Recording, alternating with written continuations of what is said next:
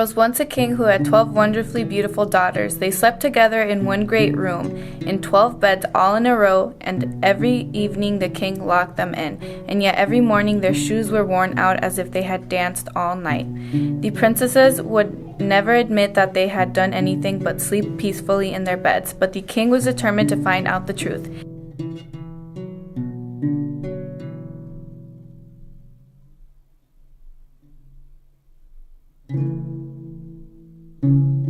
He issued a proclamation announcing that anyone who could discover where the princesses danced at night should be allowed to choose one of them as his wife and inherit the kingdom after the king's death, but he must find the answer within 3 days.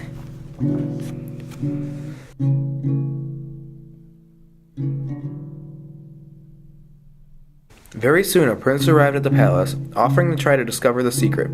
The king made him very welcome, and when evening came, he was shown to a chamber which opened off the great room where the princesses slept. There a splendid bed was waiting for him, and the door between the rooms was left ajar, so that the princesses could not steal away without his seeing them. They all greeted him most politely, and the eldest brought him a cup of wine. As he drank it, he thought how beautiful she was, and that was the last thought he had until the morning. Then he awoke and saw the princesses sleeping peacefully in their beds, and their worn-out shoes standing in a row. The same thing happened the next night and the night after that, and then the prince was dismissed from the palace, since he had failed in his task. Many more princes followed him, but they were all just as unsuccessful.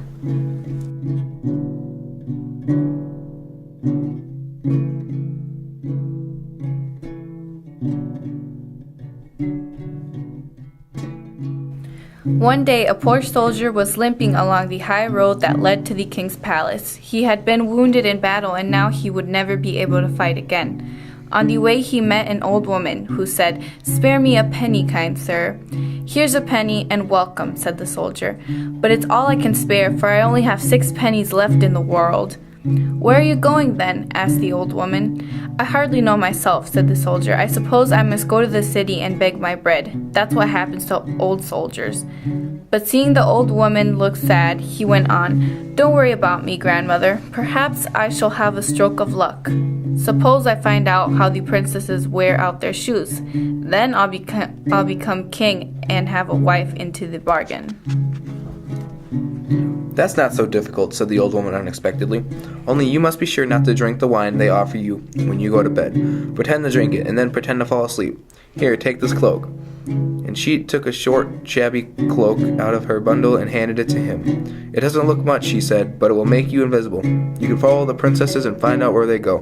The soldier thought the old woman must be quite mad, but he didn't want to hurt her feelings, so he thanked her politely and took the cloak. He went towards the city, but after an hour or so, the wind sprang up and he started shivering. "May as well put the cloak to some use," he said.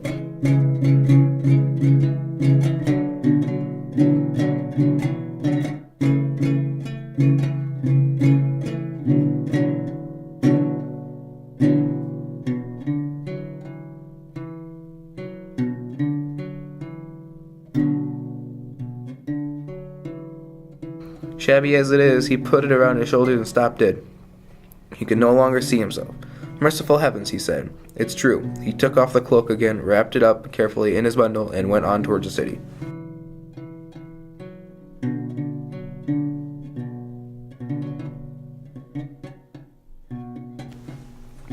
The old woman must have been a witch, he thought, or a good fairy. Perhaps I could really find out where the princesses go to dance.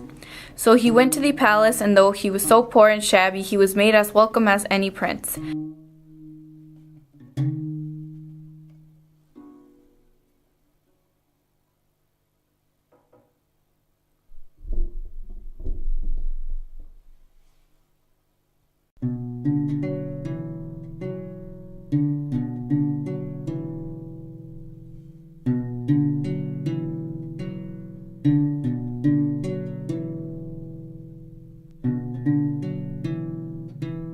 When night fell, he was led to the bedchamber opening off the room where the princesses slept. They greeted him as politely as the other suitors, and the eldest princess brought him a glass of wine. She smiled as she offered it to him, and he thought how beautiful she was, but he remembered what the old woman had said. He pretended to drink the wine, but really he let it run down under his chin, and very sticky it felt. Then he lay down on the bed and pretended to snore. The princesses laughed when they heard him, and then they took out their splendid gowns and dressed themselves for a ball. They were all in the highest spirits, except the youngest. "I don't know why it is," she said. "I feel so worried and miserable. I'm sure some terrible misfortune is going to happen." "Don't be foolish, my darling," said the eldest princess. "Why are you always so timid? Remember how many princes have tried to guess our secret? This soldier, poor man, will be only too thankful for the chance of a good meal and a good sleep. He won't bother us." All the same, she came to the open door between the two rooms and looked at the soldier, who kept his eyes shut and snored harder than ever. The princess seemed satisfied, and she went back to her bed and tapped it. At once it sank down through the floor, and a trap door appeared where the bed had stood. The eldest princess opened it and led the way down a long staircase into the darkness.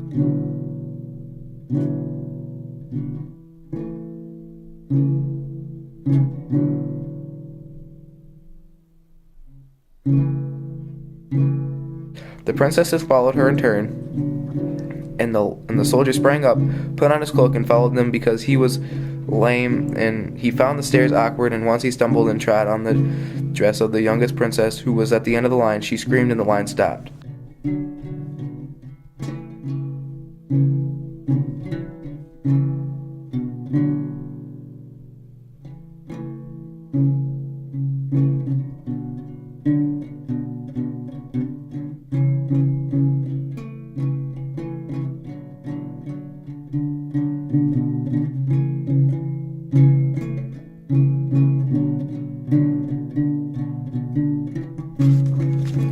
"Someone trod on my dress," she cried, almost in tears.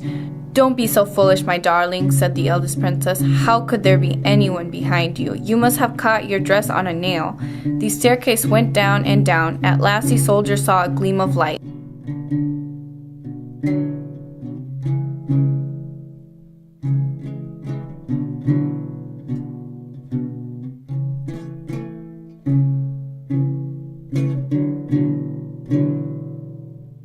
It led into a marvelous silver forest where every leaf glittered and shimmered.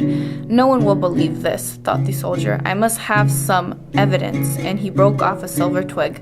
The tree gave a loud crack, and the youngest princess cried, "That sounded like a shot. What is wrong?" "Nothing is wrong, my darling," said the eldest princess. "Our prince are firing a salute to welcome us." They came to another forest where the trees were of gold,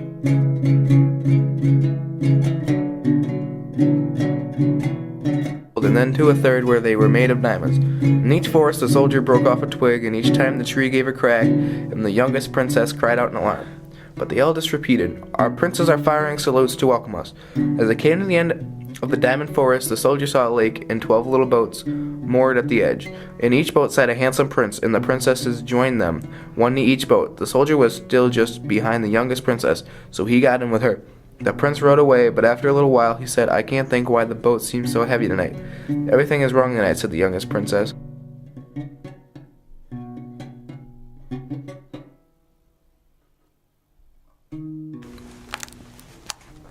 On the other side of the lake stood a splendid castle. Lights were blazing in every room, and drums and trumpets sounded a fanfare as the princes rowed their boats to the shore.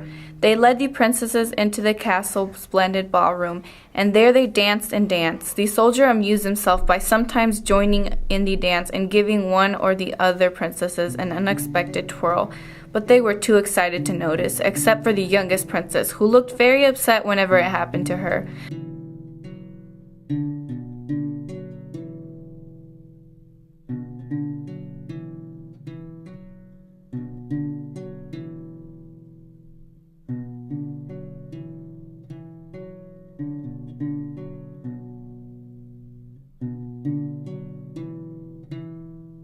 Once she left the dance and picked up a cup of wine, but the soldier took it out of her hand and drank it off. The princess looked terrified, but her eldest sister came up and scolded her gently.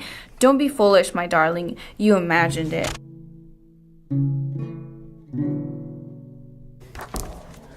They danced till 2 in the morning, and by then their shoes were worn through. The princes rowed them back across the lake, and this time the soldier got into the same boat as the eldest princess, and thought how beautiful she looked under the full moon.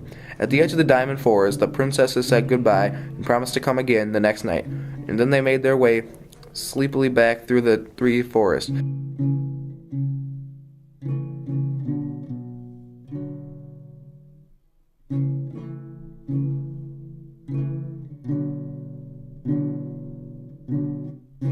When they came to the stairs, the soldier hurried on so that he had time to take off his cloak and lie down on his bed before the princesses arrived. When they came in, he snored loudly and the eldest princess laughed. "You see," she said, "we needn't trouble about him."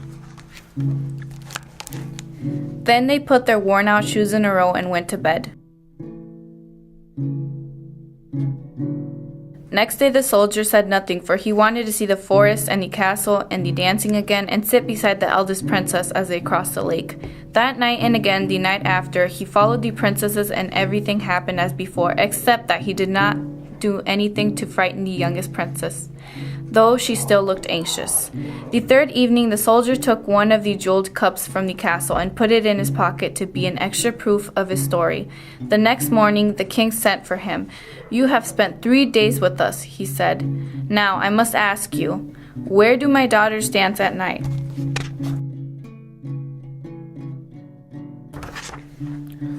"Sire," said the soldier, "they dance with 12 princes in the castle underground." He heard a rustle of skirts behind a curtain, and he guessed that the princesses were listening.